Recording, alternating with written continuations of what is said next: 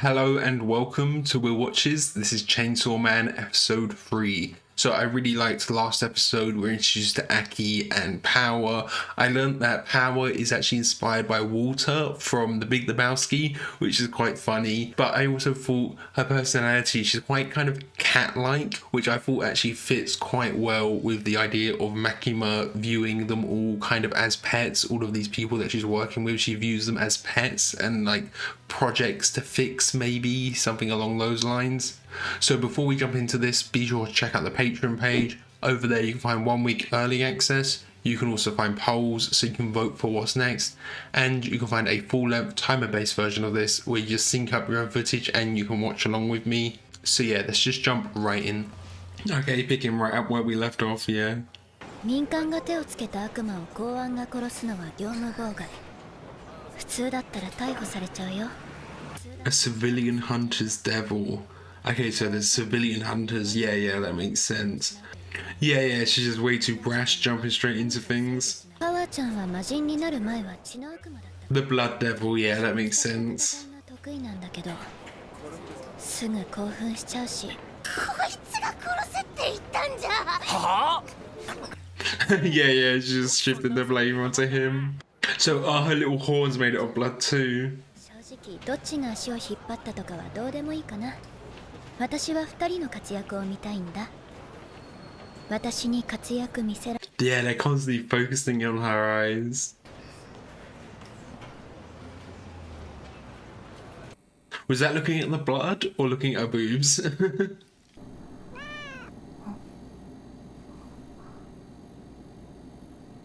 ジュース飲めるなんてよ、俺にとっちゃ夢みたいなことだぜ。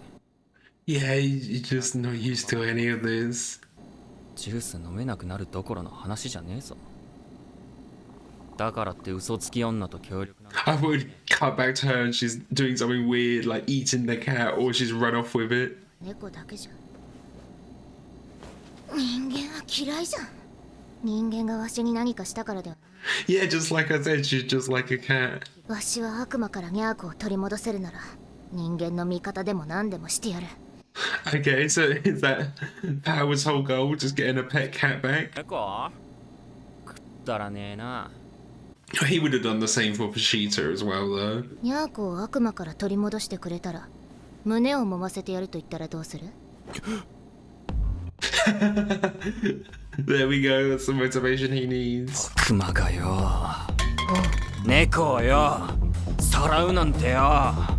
Yeah, suddenly he's invested. 魔人パワーの外出を許可します。17時までには戻ってくるように。 Got 5 p.m. to find them. To actually know what devil it was, it's interesting to think, you know, what kind of power they're going up against. さらった悪魔の場所は分かってるんじゃ。問題はウヌしか戦えんことじゃ。わしの姿を見られたら。 Yeah. It's best to let him go in alone, maybe then. He's not listening at all. 俺のここで生きてるからな。人間は愚かじゃな。あ？そりゃポチタが死んだってことじゃろ。 No, he's literally living in his heart. 絶対仲良くなれねえな。こいつ。 I think they will. They seem to have good chemistry in the OP. 米国の件でソ連はタカ派の声が大きくなっている。悪魔を軍事利用しているという噂も。 Yeah, I was thinking exactly that. Military use of devils. どうしてそんなに期待をするんですか？ Well, Aki still hasn't really seen the extent of his power, has he? She's suddenly being very tight-lipped, isn't she? After they said not to get attached. 目標や信念がある者だけしかいない。でもあいつは Just as good as motivation. I always love the landscapes in this. そこの家じゃ。 And the parallax effect, that was really cool. 悪魔がいる。 And how you see the way they kind of shifted the blur there to draw our attention to the house. It was going like from them in focus to the house.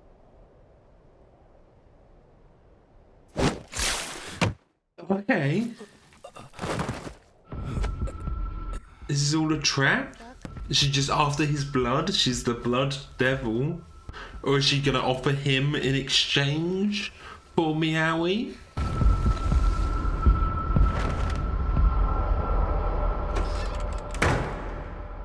Okay, that's an interesting turn. 望み通り人間を連れてきたぞコウモリ Bats, okay.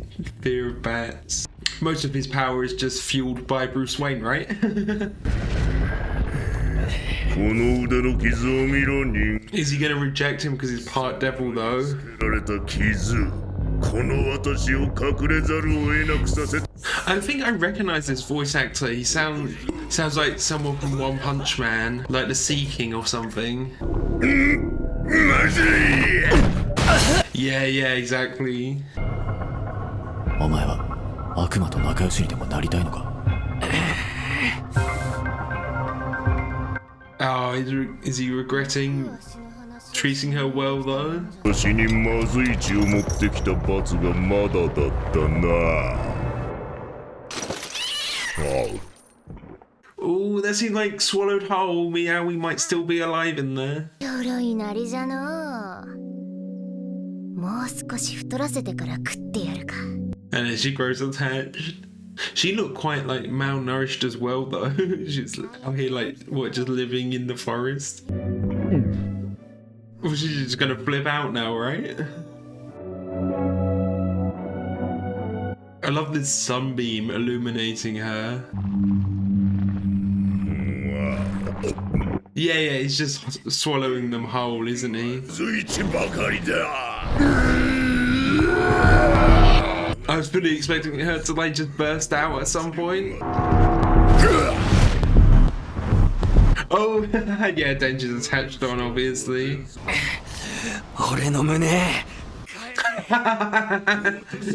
朝起きたらポチタはいなくて街中を探しても見つからない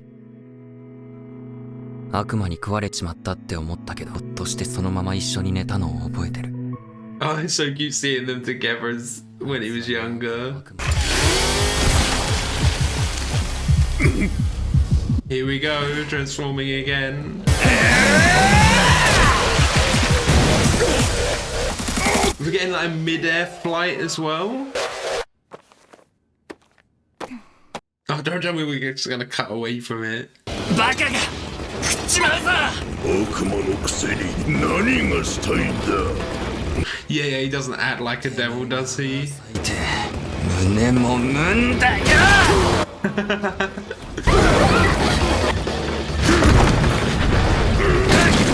Oh, this looks great. 人間を逃がすようなやつに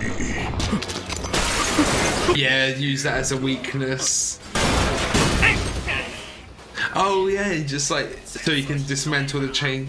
He just let in that as well. 命なんだ知るか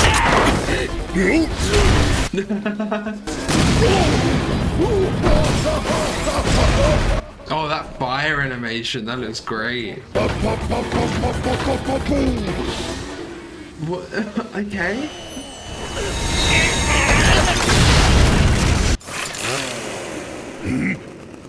Yeah, he's still going, he's not done yet. 我慢しかしてねえのにまだ He's not holding back now, he's got to get a feel. Oh, don't tell me it's going to end right now. Saving the rest of the fight for the next episode. This sounds like an ED coming in. I love it's almost like a cape flowing in the wind, his jacket.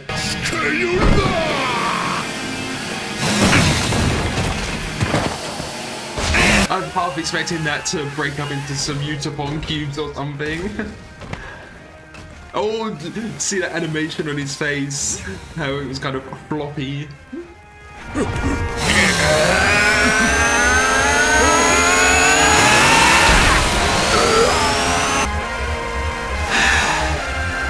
And the mix of like, there's the red blood in there along with the purple devil blood.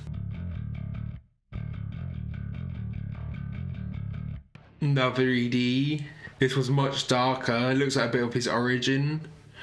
I like that because the EDs won't give any spoilers, will they? Because they're bespoke for each episode, so there probably won't be any foreshadowing in them to like spoil something else. You know, sometimes EDs and OPs do a little bit. Oh, that looked really cool. Yeah, it's like sketchy but also glitchy style. That's really cool. It's really trippy, isn't it?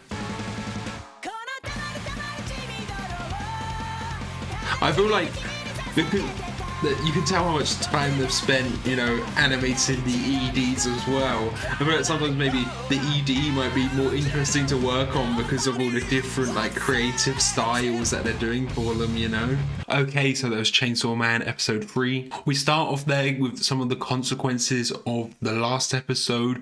We learn that there are public devil hunters, which we kind of knew anyway because of what Denji was doing, but I'm guessing there are like legal public devil hunters because what Denji was doing could have been illegal, you know, tied with the Yakuza, and there are some repercussions if you get in the way of the public devil hunters. And that does make me wonder if there'll be consequences for what they did here as well, because they didn't really go out of their way to hunt the Bat Devil, they were just trying to do a deal. But will there be consequences for all of the collateral damage and things that was caused by the fight with the Bat Devil that they weren't like on a mission to do, you know? And I'm not sure, like, if you just run into a devil out in the wild, if Denji just run into a devil, does he have like the clearance to just kill it like that?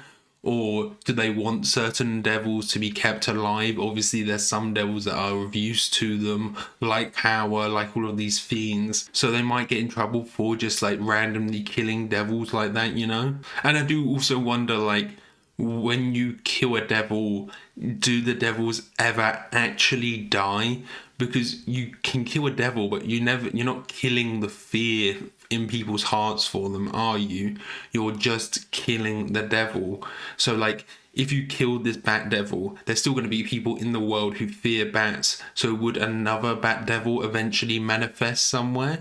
Or would this same one regenerate eventually over time? Because there's no way to kill a societal fear like that, is there? We also learned that Power was the Blood Devil, which makes sense. We've seen that she has this blood power, and everyone's had like powers that relate to their devil, you know. She's the Blood Devil, Denji's the Chainsaw Devil, and he's got all the chainsaws, you know. That makes sense. But it also means the names, they're not necessary indicators of what the devil is. She's Power, but her devil isn't the Power Devil, is it? That's what I kind of thought it might have been, but she is the Blood Devil. And we see a little bit of her like living feral in the woods, hunting down different demons and just animals for her blood like obsession. And then she meets Meowwy, this little cat that she looks after. So her motivation in this episode was to get and protect Meowwy. It seems like Meowwy might have died. We also haven't actually seen Power like come out of the Bat Devil yet, but I'm assuming she was swallowed whole, maybe swallowed whole with Meowwy, so her and Meowwy will get out in the next episode, you know? So we saw like her motivation this episode was getting Meowwy, but I do wonder like what her overall motivation is for like the whole show. Is it because she's the Blood Devil, she's just so obsessed with like getting blood, drinking blood? Is it just that, you know? We also see, you know, again how easy Denji is to manipulate.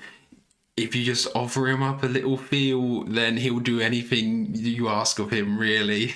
I noticed a few times in this episode and throughout the whole show, you know, the camera is obviously animated, so it's like an artificial camera, but they do this thing where they try and emulate like what a real camera looks like, the way the focus shifts from the foreground to the background, and they have like chromatic aberration. They have a lot of effects that make the camera look like a real life camera rather than a artificial camera that can do anything. They are still going experimental with kind of the camera angles and things. There's shots here that you obviously couldn't recreate with an actual physical camera, like when in some of the action scenes especially. Now this is something that's very hard to articulate, but there was something with the action this episode that didn't feel quite right to me, and I think it's to do with kind of the follow through of impacts. Now there definitely was some great choreography and some really cool animation. I especially love the fire on the Bat Devil's head when his head like was set aflame. That was really cool. But at some points it feels like there's not quite a follow through on some of the hits or something. It only happened once or twice, but the biggest example I can think of is when he throws this rock and then it's coming straight at Denji, and then it cuts to him and he kind of slices through it, but we don't see the follow through. Like, we see the two bits of rock like hit, but I thought like maybe it would have been a better shot if we'd just kept it from that same perspective, so the rock is coming towards the camera and the camera's moving back as well, and then it moves like underneath Denji or between Denji's legs or something, and then we see him cut through it, and then the two bits of rock kind of fly past the camera like that. But maybe that would have been how I'd prefer it. It's very hard to articulate when there's something like just slightly off or something that you'd like slightly better, you know? I hope you can kind of understand what I'm saying there. It may even be something to do with the sound design of that rock. I'm not sure how he cut through it. I really liked as well in the fight with the Bat Devil, we see this bit where his face almost becomes distorted, and it reminded me a bit of Levi versus the Beast Titan. You know, when his head hits the ground and his lips are all flappy. It reminded me of that a little bit, you know? I don't want to sound like I'm complaining too much, because I am really enjoying the show. It's just like, after seeing that ED and how kind of stylized it was, it makes you notice how rigid I wouldn't say rigid, because it's still quite expressive and has a lot of movement, but in the actual show maybe there's not as much freedom of stylization like there is in the EDs. But I think that would be really cool, like if in the fight scenes they could just go all out. Of course there's time constraints and budget constraints and all these things, but I'm just thinking of like One Punch Man, when they'd kind of get in different guest animators and you get these really great fight scenes where different animators can really like flex their muscles. That was such a great moment in like animation, because it was this big like kind of coming together of all of these big animators, and it was this big kind of like cultural moment for the anime industry. And I know this show, because it's so hyped, it is like a big moment for that anime industry as well. But I was just thinking like how great it would be to get some guest animators in on this and to like really push the expressiveness and the stylization in some of these fight scenes. I think that would be really cool, because all of these fight scenes have been really good and really well animated, but there hasn't been like any moments where there's kind of like abstractified bits of animations like in the OP. You know, there's a bit in the OP, I think I mentioned it in the first episode, where he's like bursting out something and it's this really expressive like art style. I wish like maybe sometimes they didn't have to be kind of so on character model, that they could just go crazy. And I mean, we did see like a little bit of that with the fire animation this episode. There was like a little bit of more stylization there. I think because this show is so good, I just want to see it like pushed to its like absolute limit, you know? So thank you for watching. I hope you enjoyed this. If you did, consider leaving a like or a comment. If you really loved it, be sure to subscribe so you can keep up to date for all of the future uploads. So yeah, thanks for watching. Bye.